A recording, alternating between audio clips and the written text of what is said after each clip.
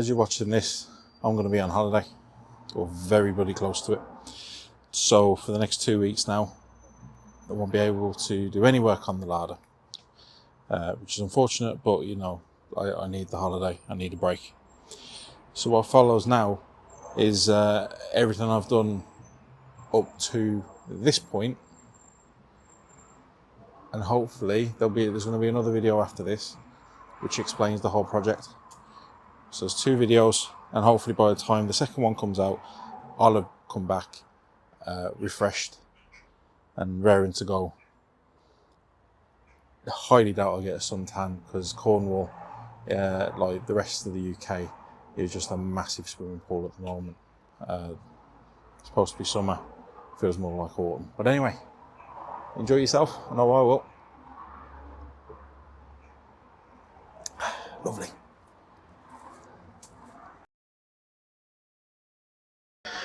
So we're going to start off with something I finished with last time, and it's dealing with the rear door and the impact bits made of cheese.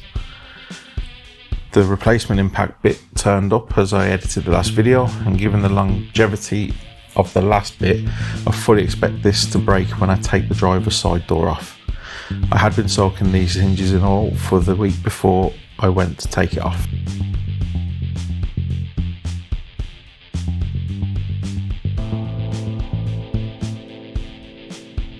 The outer sill runs the whole length of the car, hiding behind the wings, but it also sits under the B-pillar post. I want to avoid having to cut the B-pillar, so I'm going to try and peel off the old outer sill from underneath it. I need to find the spot welds first though.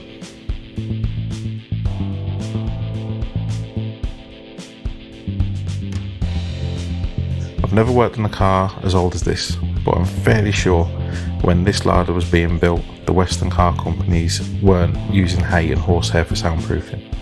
As I'm going to be welding around here, I think it's best to clear up all of this flammable stuff.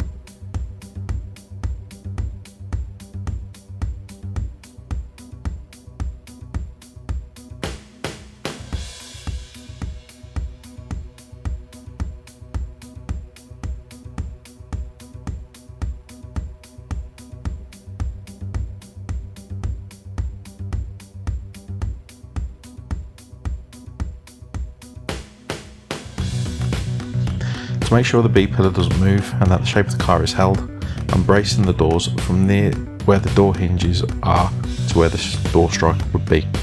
I'm also bracing the B-pillar to the transmission tunnel for extra bracing points.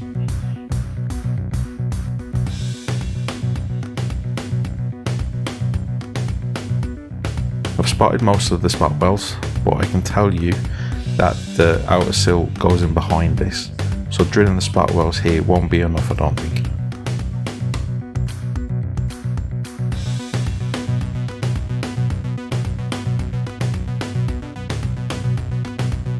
I'll use the time it takes for me to cut the old outer sill off to work out what I'm going to do with the B-pillar. The top of the sill was quite solid, underneath however was anything but. The angle grinder only had to look at some of it and it just fell apart.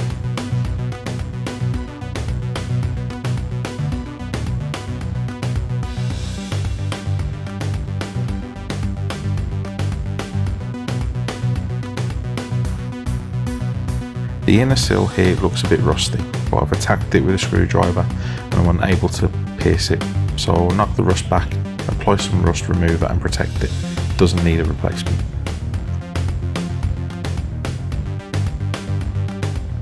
Removing the spot welds from the outer sill was problematic. First, the cheap bits I bought from Amazon wouldn't drill butter, but I had managed to get replacements, which were a breeze to use. And then my body decided to be the problem. For a while I've had some weird clicking in my right shoulder, which manifested itself into pain as I drilled these holes. It was quite exhausting fighting the pain.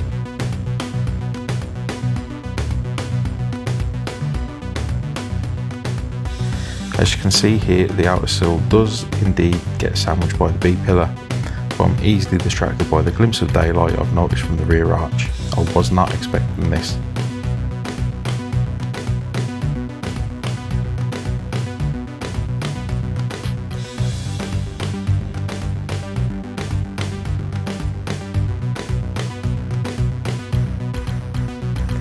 The rust at the moment looks like it's in a bigger area than what's visible, so to me the only way to find out is to cut into the arch. I did try to drill the spot welds from the arch, but the arch is mostly filler, so it needs a replacement, so I'll just cut away at it. The rust hasn't spread longitudinally, but it has spread further up into the arch than what we can see here.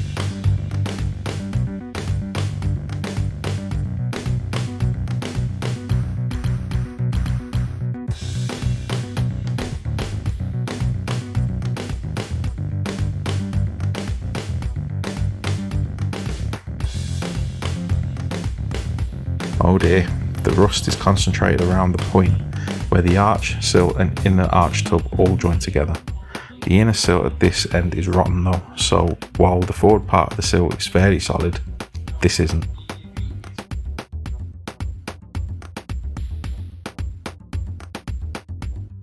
More of the arch came off as I wanted to be sure that the rust was confined to this part of the arch, and I reasoned it'd give me more room to work with.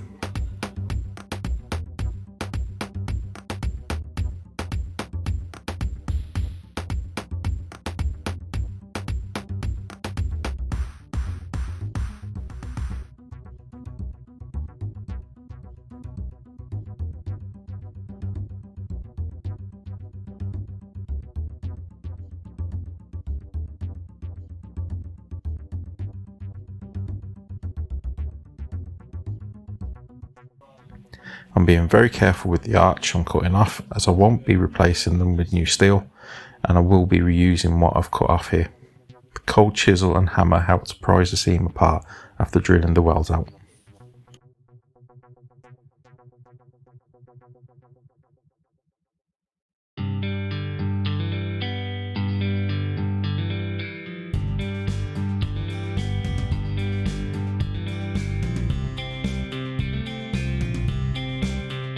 It's just as well I cut where I did. The rust just about finishes at this point.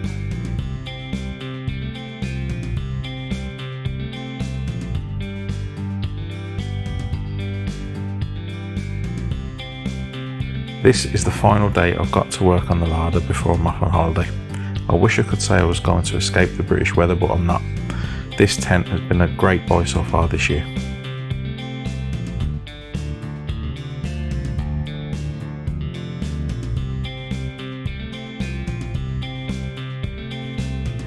I've cut part of the arch away to see if the rot was hiding further into the car. From the looks of things, the rust seems to stop at the seam where all the panels are welded. That's good news, I can give my angle grinder a rest.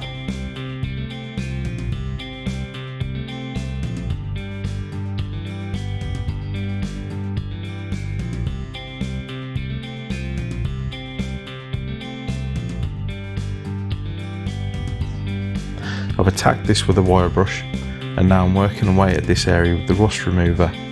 It's quite involved, it requires agitation to work, but I'm fine with that. I left it for a period of time after this for it to do its work.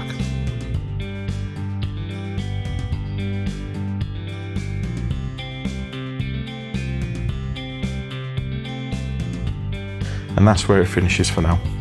The area is prepared now for new steel to be stuck onto it. Once I'm back from holiday, I'm going to be at this again. In the meantime, look out for a special video detailing the plans I have for this larder. That'll be out in about 2 weeks after this video. Once again, thank you for watching and for your support. If you haven't already, please tell a friend about what's going on here. And if you have already, thank you for annoying them. Take care, have fun, and I will see you soon.